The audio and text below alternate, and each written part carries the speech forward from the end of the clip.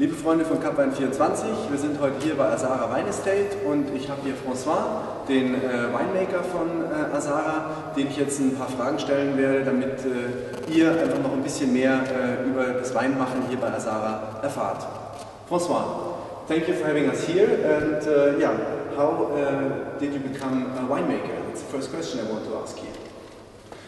First, welcome to Asara Wine Estate. We are here now in our beautiful barrel cellar. This is probably one of the reasons why I became a winemaker to begin with.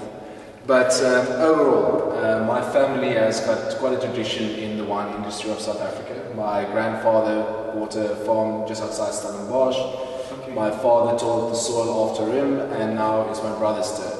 So basically, I grew up in the wine industry of Stellenbosch. Okay, interesting. Thank you. And where did you study? And did you also travel abroad to work for international other wineries?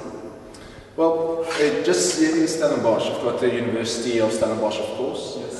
They've got a very good program, the study of viticulture and enology. So I had to study both sides and aspects, from the soil to the plant, to the grapes, to the wine. So I could cover everything there.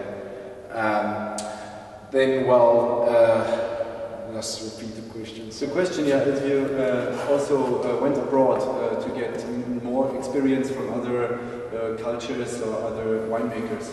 I think it's you have to go overseas. I mean, the wine industry has been going since before Christ, since almost I would like to say when we were just apes. Everybody knows how to ferment juice, but you have to experience it overseas. You have to learn from the different types of techniques.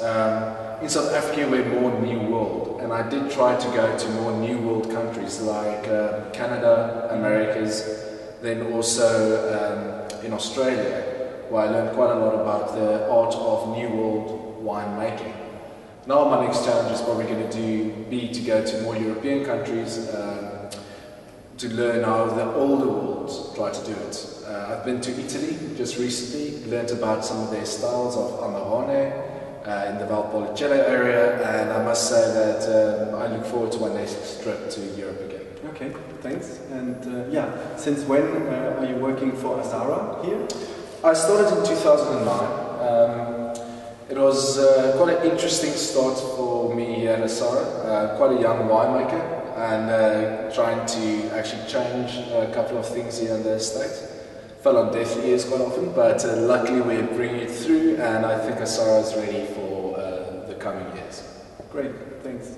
A difficult question, I guess. What is your favorite grape, and can you explain why? Well, people love asking that question. What day is it today? Today it's Tuesday, isn't it? Oh, then today is probably a Chardonnay day. It depends on how you wake up in the morning. You can't say you enjoy one wine more than the other. It all depends on the mood. If it's sunny weather, if it's cold. My passion here at Asara lies quite in Chardonnay, I must say. Basically because I could see from the beginning that this terroir was a beautiful place for it. And my Chardonnay that I do produce here is called the Chardonnay Reserve, and it's where I actually mature it for 8 months in wooden barrels, where you have to churn up the wine almost every day to get some nice juicy characters from it. And so it's a very difficult wine to make, but in the end it yields the most, and you find when you have a decent Chardonnay that you really worked hard for it. Okay.